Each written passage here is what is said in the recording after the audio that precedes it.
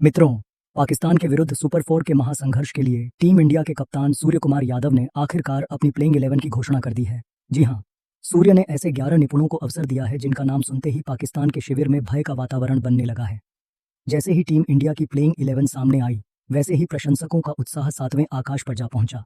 अब सर्वाधिक बड़ा प्रश्न यही है कि आखिरकार सूर्य कुमार यादव ने सुपर 4 के प्रथम मैच के लिए किन किन खिलाड़ियों को अपनी प्लेइंग 11 में सम्मिलित किया है।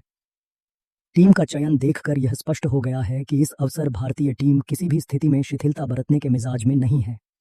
हर खिलाड़ी अपने उत्कृष्ट प्रदर्शन से मैदान पर जलवा बिखेरने को तैयार है और यही कारण है कि क्रिकेट प्रेमियों के मध्य इस घोषणा ने उत्साह को और द्विगुणित कर दिया है।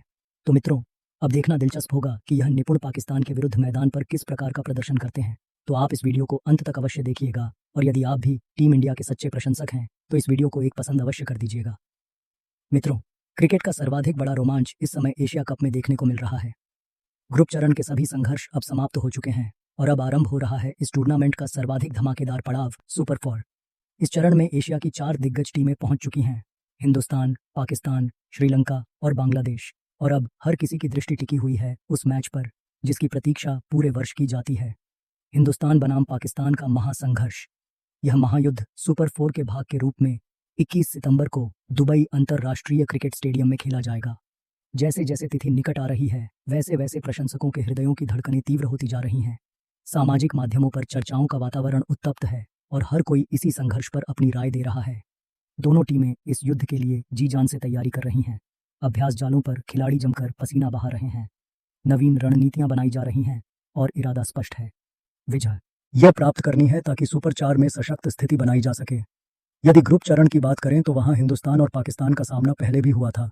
उस मैच में भारतीय टीम ने पाकिस्तान को हर दिशा से पराजित कर मैदान पर तिरंगा बुलंद कर दिया था। उस पराजय के पश्चात पाकिस्तान को अपने देश में आलोचनाओं का सामना करना पड़ा। मित्रों, पाकिस्तान के विरुद्ध सुपर 4 के महासंघर्ष के लिए टीम इंडिया के कप्तान सूर्य कुमार यादव ने आखिरकार अपनी प्लेइंग 11 की घोषणा कर दी है। जी हां, सूर्य ने ऐसे 11 निपुणों को अवसर दिया है जिनका नाम सुनते ही पाकिस्तान के शिविर में भय का वातावरण बनने लगा है। जैसे ही टीम इंडिया की प्लेइंग 11 सामने आई, वैसे ही प्रशंसकों का उत्साह 7वें आकाश पर जा पहुंचा। अब सर्वाधिक बड़ा प्रश्न यही है कि आखिरकार सूर्य कुमार यादव ने सुपर 4 के प्रथम मैच के लिए किन किन खिलाड़ियों को अपनी प्लेइंग 11 में सम्मिलित किया है। टीम का चयन देखकर यह स्पष्ट हो गया है कि इस अवसर भारतीय टीम किसी भी स्थिति में शिथिलता बरतने के मिजाज में नहीं है। हर खिलाड़ी अपने उत्कृष्ट प्रदर्शन से मैदान पर जलवा बिखेरने को तैयार है और यही कारण है कि क्रिकेट प्रेमियों के मध्य इस घोषणा ने उत्साह को और द्विगुणित कर दिया है। तो मित्रों, अब देखना दिलचस्प होगा कि यह निपुण पाकिस्तान के विरुद्ध मैदान पर किस प्रकार का प्रदर्शन करते हैं। तो आप इस वीडियो को अंत तक अवश्य देखिएगा और यदि आप भी टीम इंडिया के सच्चे प्रशंसक हैं तो इस वीडियो को एक पसंद अवश्य कर दीजिएगा। मित्रों, क्रिकेट का सर्वाधिक बड़ा रोमांच इस समय एशिया कप में देखने को मिल रहा है। ग्रुप चरण के सभी संघर्ष अब समाप्त हो चुके हैं और अब आरंभ हो रहा है इस टूर्नामेंट का सर्वाधिक धमाकेदार पड़ाव सुपर 4। इस चरण में एशिया की 4 दिग्गज टीमें पहुंच चुकी हैं: हिंदुस्तान, पाकिस्तान, श्रीलंका और बांग्लादेश। और अब हर किसी की दृष्टि टिकी हुई है उस मैच पर जिसकी प्रतीक्षा पूरे वर्ष की जाती है, हिंदुस्तान बनाम पाकिस्तान का महासंघर्ष। यह महायुद्ध सुपर 4 के भाग के रूप में 21 सितंबर को दुबई अंतरराष्ट्रीय क्रिकेट स्टेडियम में खेला जाएगा। जैसे जैसे तिथि निकट आ रही है, वैसे वैसे प्रशंसकों के हृदयों की धड़कनें तीव्र होती जा रही हैं।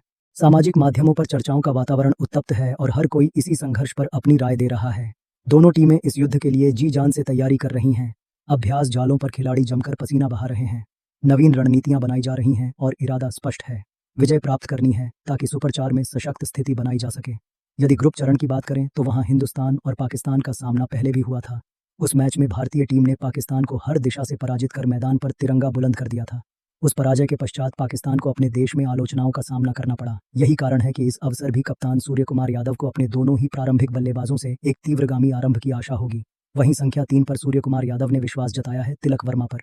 मित्रों, तिलक वर्मा ने पिछले कुछ महीनों में अपनी आक्रामक और संतुलित बल्लेबाजी से हर किसी का ध्यान आकर्षित किया है। उनकी बल्लेबाजी में सामर्थ्य भी है और शिष्टता भी।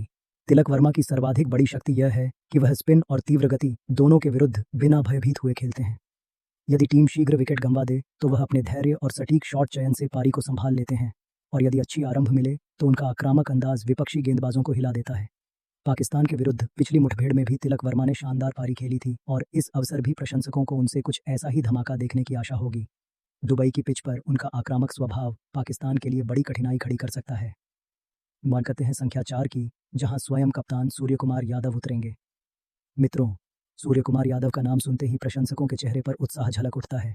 उनका बल्लेबाजी शैली ही ऐसी है कि दर्शक हर गेंद पर कुछ नया देखने की अपेक्षा करते हैं। सूर्य केवल कप्तान ही नहीं, वरन इस टीम की वास्तविक धड़कन है। जब वह क्रीज पर आते हैं तो संपूर्ण टीम का आत्मविश्वास द्विगुणित हो जाता है।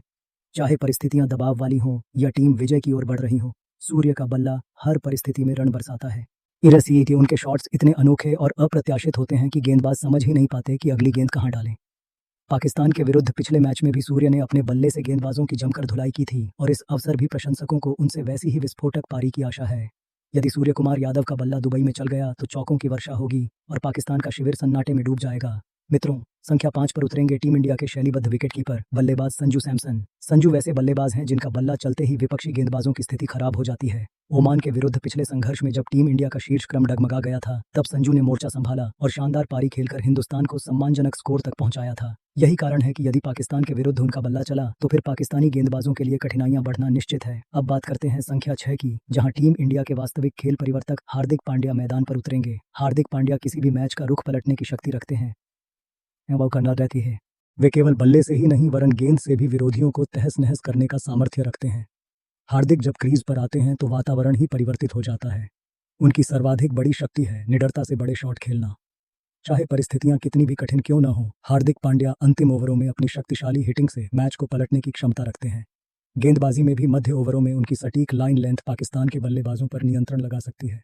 वहीं मित्रों, संख्या 7 पर प्रवेश होगा टीम इंडिया के शक्तिशाली हिटर शिवम दुबे का। शिवम आते ही मैदान को छोटे मैदान में परिवर्तित करने की कुशलता रखते हैं।